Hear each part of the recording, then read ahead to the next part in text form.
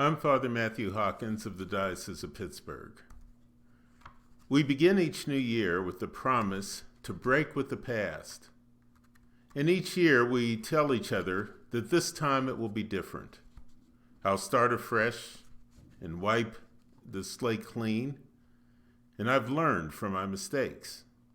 I'll clean up the mess in my life, get my finances in order, repair broken relationships, and drop all my bad habits and move ahead in life.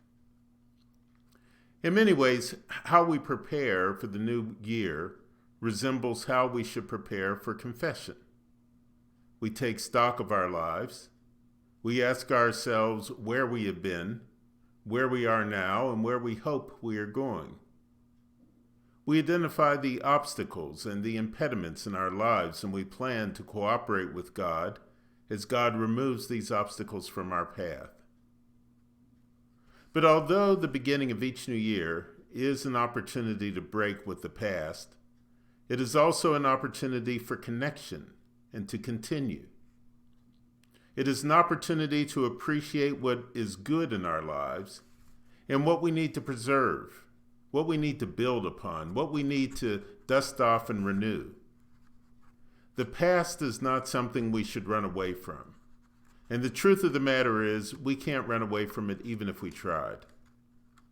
To be honest, our popular culture and entertainment media are always telling us that newer is better, and that everything needs to be new so that they can sell us more products and more services.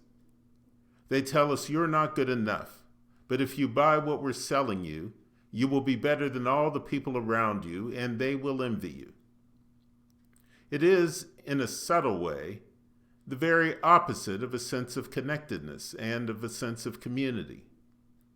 It emphasizes the advantage of the individual over and above all else, and it drives us apart from one another. It also disconnects us from our heritage, from our ancestors, and from their wisdom. It disconnects us from those things that cannot be bought and those things that cannot be replaced. And here's something to consider. What will we be if we are a people who no longer have a past and no longer have a memory? Are we aware of the heritage from the past that grounds us and that gives us wisdom?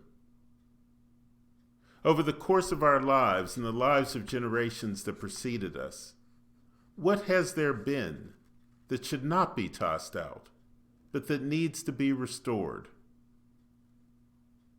Now, there is no doubt that we should be open to new things. God is always doing something new in our lives, and God is constantly challenging us with surprises.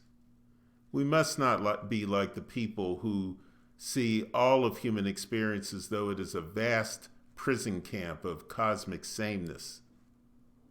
We believe in a God who breaks through the cosmic prison and performs miracles. Nonetheless, the past is not something that should simply be rejected. Old ideas, old music, old architecture, and old relationships should not be rejected just because they're old.